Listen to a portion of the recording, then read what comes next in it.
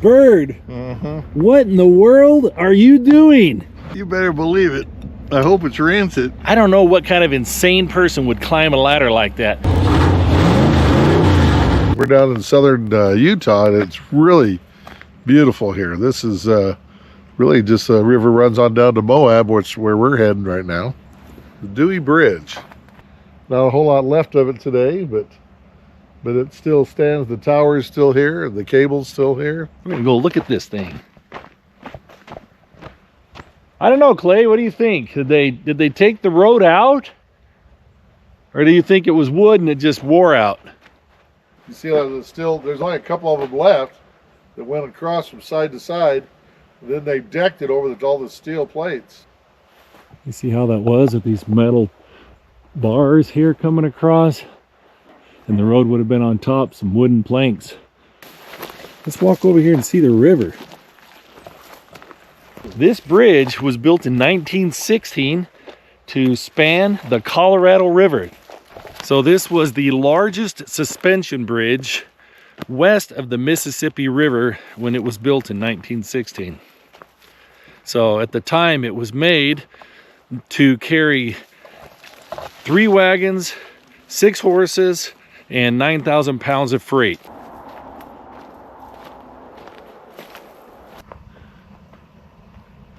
You can see the cables going out, the suspension cables tied into the ground out here, up over this first arch, going across the river. They're braided going across, but here they split them and tie them independently out here. 7 cables that make up one. Bird, what in the world are you doing? That's it. Father would call this Argentina pony sandwich. Well, what the heck is it? Well, that's the question to be answered. I don't know what's in that. It's supposed to be meat. What flavor of meat? I don't know.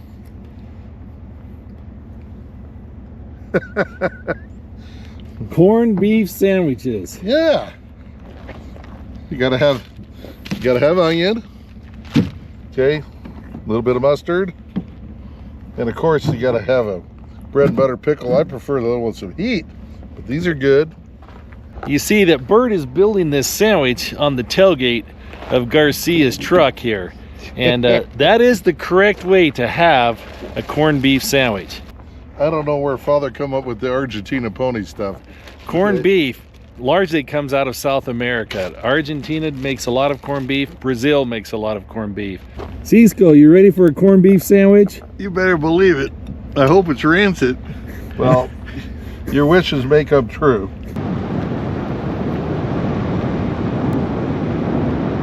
Look here behind me across the Colorado River. If you can see going up the side of that cliff over there, there is a ladder. Goes up, stops, and then right at the top, it breaks and it looks like it goes up another 12 feet. I don't know what kind of insane person would climb a ladder like that. That would definitely not be me. That is quite the view. Well, it has this obstruction in the foreground. Okay, sorry, I'll get out of the way.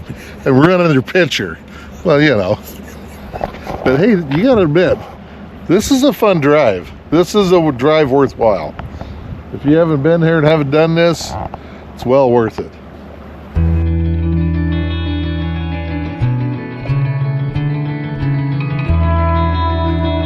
This beautiful highway we are traveling is number 128. It is considered a scenic byway between Moab and the old ghost town of Cisco.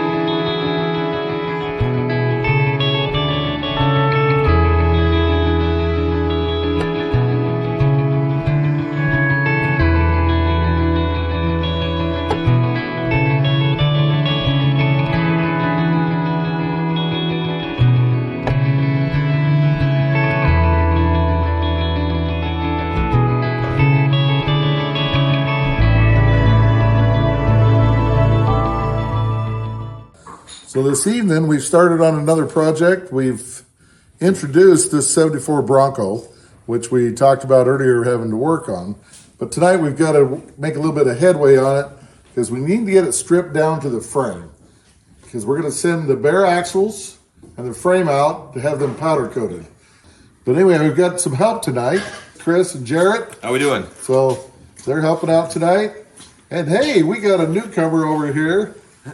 This is our nephew Mason. He's joining us tonight.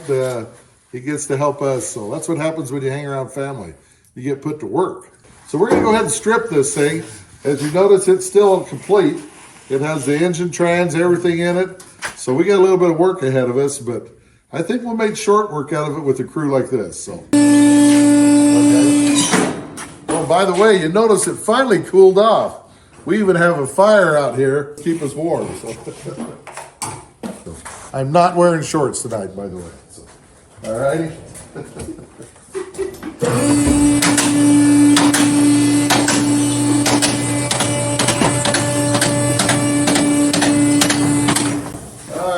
So let's see what we can do with all these rusty bolts first. So I have a feeling that a lot of this is going to be coming apart with a torch, but we're prepared for that.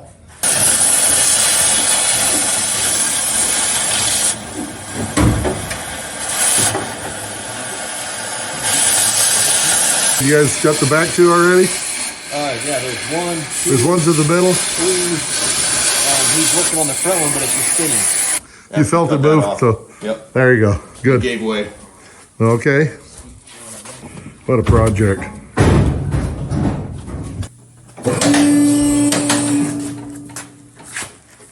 All right.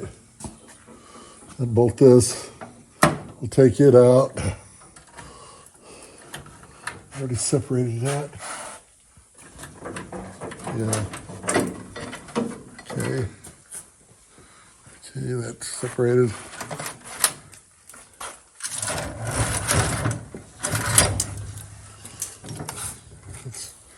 Emergency brakes already unhooked. It stayed on the body. Okay, we got to do fuel. Nope. No, That one stays. The one that comes, this is the one that comes off with the body though. This one over here. So whatever fuel lines are coming from there, we got to separate. So right here, we do that. Back here, I'll put the lube it. Yeah, it's gonna have to be lubed, I think. Probably been together for 50 years. Lower down just a frog hair, Jarrett. We'll turn this one up. I can turn them up. Yeah. Then we'll make a match. And we're gonna have to separate the third shaft. Okay. Stuff's moving. It's moving. So I just pried it off the side, and it gave way and gave Oh, down good. a whole 3 inches. Jeez. Okay. Okay, here. I think that whole thing would do that. Pry that loose. Okay, hold on. There you go. Never mind. Before we go anymore, we're gonna have to ratchet strap this thing down to the, it's tail heavy. Painted work. The shifter's gotta go clear straight up, so watch it. Go ahead again. Yep. Again. Okay, you're clear on the shifter now. Our fuel line, take that fuel line right there, if you have to cut it or separate it, or, but that's it.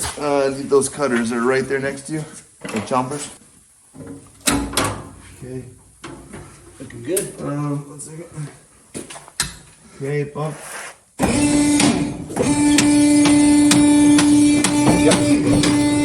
Okay.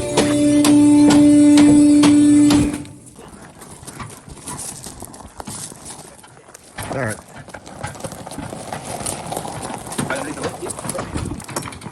There we go.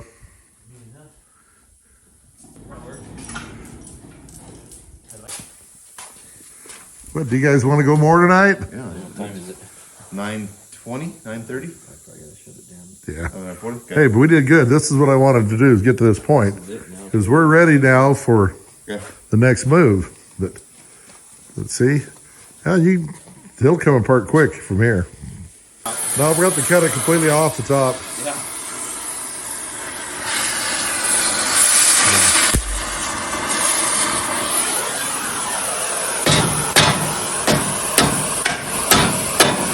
He's got a pry bar right there. See if we get the rubber off, then you can get the bolt out. There we go. There we go, sir. Thank you. So we're good for tonight. Now we'll hit it again. Here we are again, another evening, and we're working again on this Bronco frame. We're trying to get it stripped so we can get it sent out to get powder coated. Then we start assembly of it. So tonight, the plan is go ahead and get the engine, transmission, transfer case, and the axles, and as far as we can to getting it stripped. So I have Jarrett help me tonight, right now, and I expect Chris later, so away we go.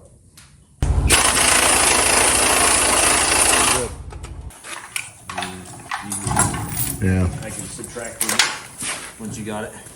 Yeah, just pull it back.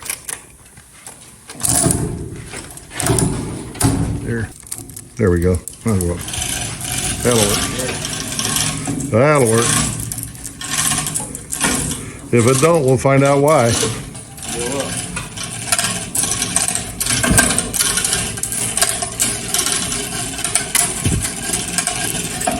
Get the orange trailer and just set it all in there for now. I'll take the tractor to do that.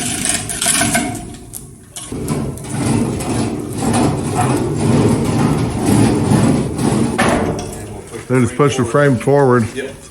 Okay.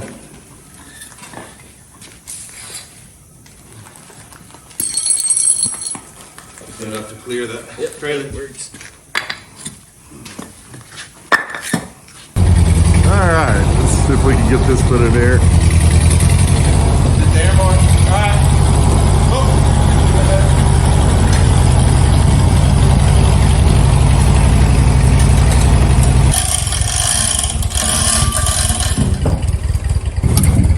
Good deal. I think so, won't it?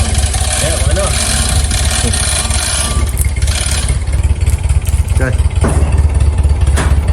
Some of these bolts are just not coming out. The only way they're coming off is with a torch. They're coming backwards. We call that the fire wrench, don't we? Yeah, it works really good too. Okay, we're about ready to lift this frame off. Get these axles off from underneath it. So, we're close. You win, huh?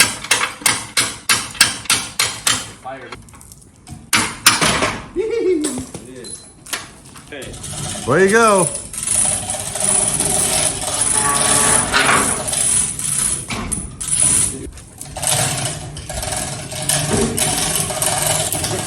Get the front ones. Just get the front ones and it'll go fine. Don't leave me. My originality is gone. There you go.